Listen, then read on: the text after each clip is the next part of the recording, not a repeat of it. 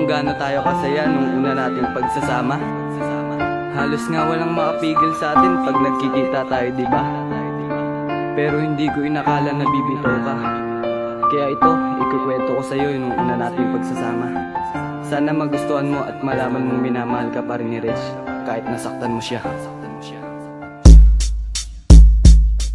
Simulan na ang istorya, naalala mo pa ba? Noong September 22, doon tayo nagkakilala sa tapat na may simbahan. Tinanong ko ang pangalan mo't sinabi mo naman na Lovelity si Ricarte, o ang swerte ko naman dahil nakilala ko ang babaeng tulad mo. At hindi rin nagtagal, niligawan ka agad, sinagot mo rin agad ang lalaking tulad ko. Kahit di mo pa kilala ng lubos ang tulad ko, ay hindi nagdalawang isip na sagutin ako. Ang saya-saya naman ni Renegade si Oligo, dahil nakilala ka, ito ipapangako kong hindi ka sasaktan. Kahit pa may humadlang sa ating pagmamahalan, ay hindi ko papayagan na ito ay wakasan. Dahil sa'yo talaga masaya ang tulad ko, kaya hindi ko papayagan na sa atin may humadlang. Kaya ito ang tandaan, minamahal kitang lubos-lubos kitang minamahal, kaya wag ka nang bumitaw. Hanggang ngayon mahal pa rin kita, at hindi ka maalis sa isip ko.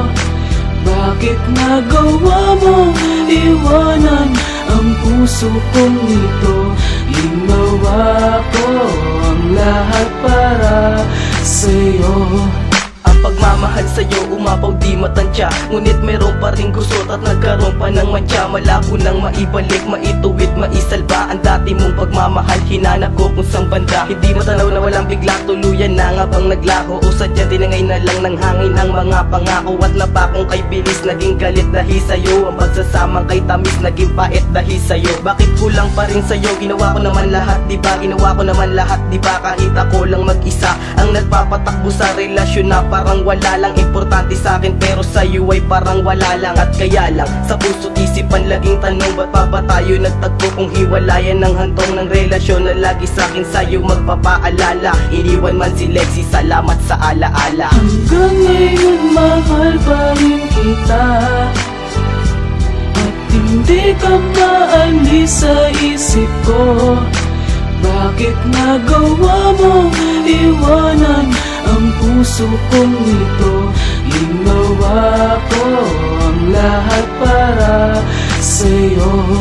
Masakit para sa akin ang babae na iniwan ka, na hindi mo naman nalaman dahilan kung bakit ba niya nagawa sa akin ang lahat na to. Na sinaktan niya lang ako, ginawa naman lahat para siya lang ay sumaya. Kahit nagmumukhang tanga na sa pagmamahal sa'yo, ginagawa pa rin lahat para ako ay matanggap at mahalin mo rin ako. Kahit na minsan lang ito mapadama sa tulad ko, na naghahangad ng totoong pagmamahal na manggagaling lamang sa iyo. Ngunit malabo para sa atin ang ibigin mo ako, dahil hindi talaga ako ang tunay na tinitibok ng puso mong mapagdamot. Sa pag-ibig mo na pinipilit ko na maabot, siguro nga ibinigay na para sa akin ang tadhana na ito, na masaktan na sa pag-ibig na hindi para sa ating dalawa. Kaya kahit na masakit, paalam na.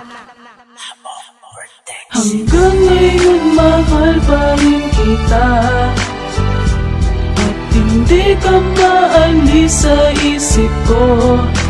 Bakit nagawa mo iwanan ang puso kong ito? Ginawa ko ang lahat para sa'yo.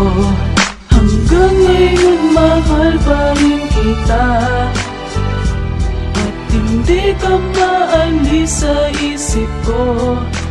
Bakit nagawa mo iwanan ang puso kong ito? Ginawa ko